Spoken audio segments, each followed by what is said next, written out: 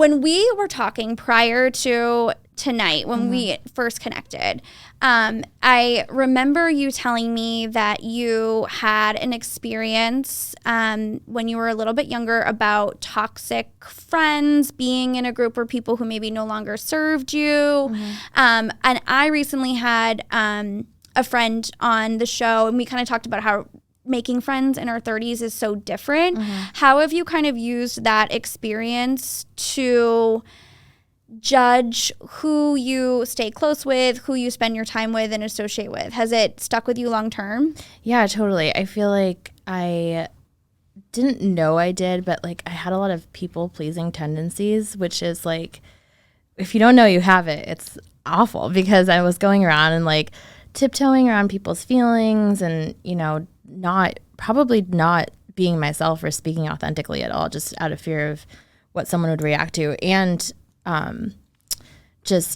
like basing what I'm going to say off of your reaction, which is like not good either. So I've like, if I feel that way, or if that comes back up, which I like know it so well, that's kind of like my red flag within to be like, okay, you're not being yourself, and you're not, you know, your self-worth is kind of like taking a hit here, which it's nobody else's fault. It's me, right? Because I'm the one that's not speaking up, but like just being aware of that has been huge.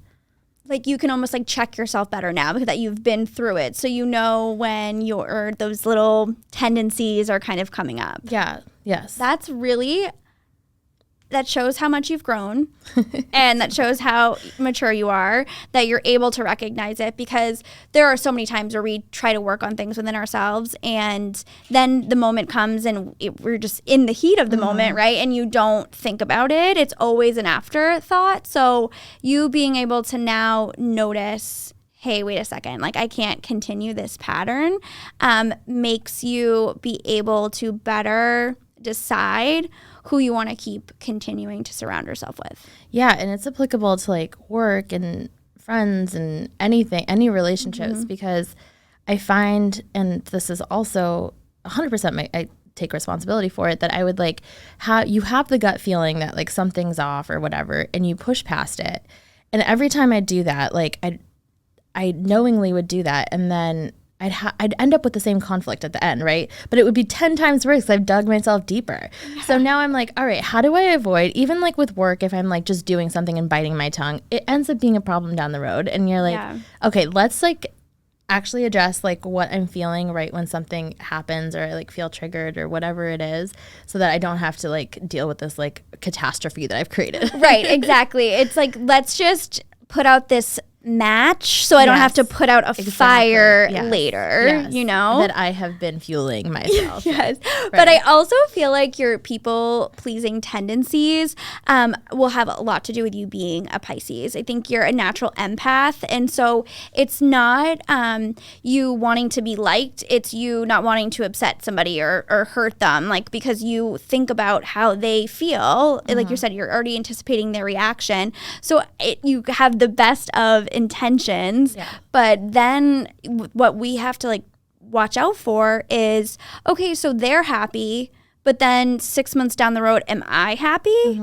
And now how do I get out of it? I'm going to sound like a hypocrite, you know what I mean? So it's really, it's a wonderful quality, but it also is one of those things that can sneak up on us and do a lot of damage to just our mental health, you know? It causes so much resentment, which is the worst thing.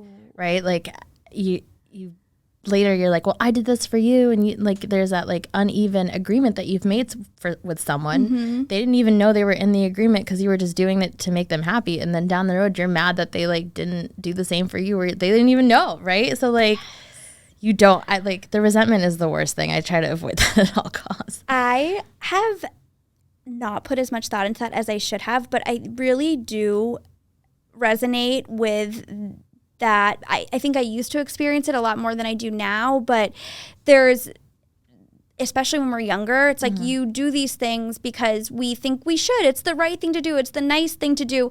And then, you know, I know they do it for me, but then they don't do it for you. And it's kind of like, okay, wait a second. Am I putting in more into this friendship or relationship or opportunity than the other person is? And it makes you feel a little disposable, and that hurts, and then that's what causes, I think, larger issues.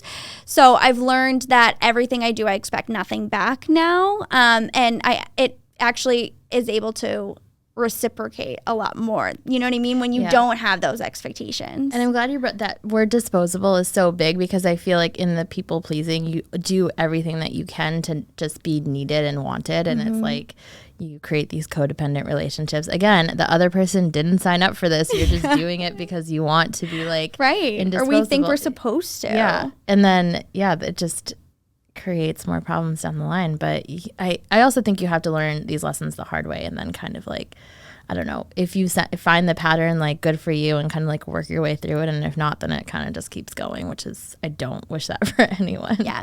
So that's why we talk about these things. We're here to break those cycles. And hopefully someone listening is like, God, I needed someone to tell me that. I need to stop that, you know? Stop the people pleasing. Stop it. Okay. Switching gears a little bit. Being 33, I'm 31, I'll be 32 in a couple of months. So we're relatively right around the same age. Yeah. What social pressure do you feel the most as a woman at this age? This is hard because, like, my career path isn't normal. My, like, life path isn't normal. My relationship isn't. So I feel I think the biggest thing, and I don't know if this answers your question directly, but the amount of people that we were on the same track, or I was on the same track of, that kind of like, I don't know, I have like friends that had babies and like the family, and I'm doing like completely the opposite. And then you just kind of like you can't be, like, not that you can't be friends anymore, but the friendship just doesn't make any sense anymore because you've taken two different paths. But I feel it kind of gives you that feeling of being left behind, whereas like I like need to constantly remind myself that I'm just doing my own thing, and like it's fun and it's like different, but it doesn't have to be the same as that. So I don't know. It's like, does that answer the question? Yeah, it does. No, it definitely. And like, no, it definitely does. I would say that most women our age would agree that tends to be the biggest hurdle that we're facing from society is, am I living up to the expectations in terms of being married or having kids by a certain age, and I have been in the same situation. Like, I'm the only single one, and I've talked about that before on the show. All my friends are married and have babies, and luckily we all live very close to one another, so we do get to make it work and we make time for ourselves.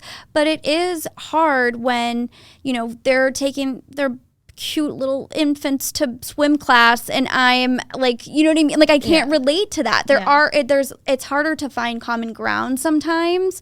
And just as we grow and as we're getting older, life gets busy. It's not about just the like little things anymore. There's bigger things going on that we're dealing with. And so for me, I think one of the issues too is just, I'm not going to be able to go into the like greatest detail of what's going on in my life via text message. You know what I mean? Like, there's just bigger things happening that deserve an in-person conversation. But when will that happen? Like, it could be 2 months until you see your friend next. You know what I mean? So there's so much that's going on, and it does then start to make you feel either lonely or a little bit in the dust because you aren't having people there for you as much as, you used to be able to.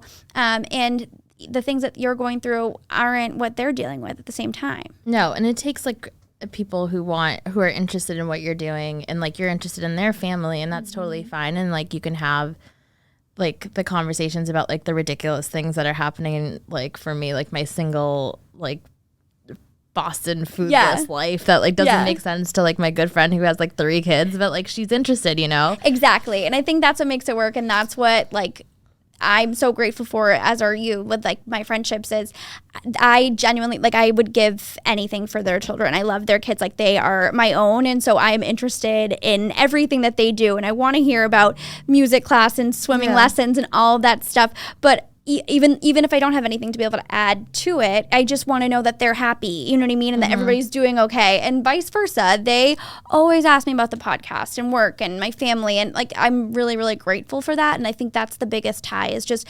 still maintaining that interest in one another and that care for one another, because then you don't have to always be in parallel lives or in sync. You can still keep everything going. Yeah, like what is it that like there are friends who like that just, it's more than just like the similar interests that gets like brings you together, you know? It's almost like that's like extended family at that point. Yeah, I think that there's a difference between friends who you like to do the same things with versus friends who you are like-minded with. So I may not be doing the same things as all of my friends week after week, but if we were both in the same situation, like there was, you know, God forbid, like in a crappy job or in a bad relationship, in a situation where they weren't happy, to, you know, to some extent, like our morals, our values, the way that we think, our thought process, it's all the same. So we understand each other. Yeah.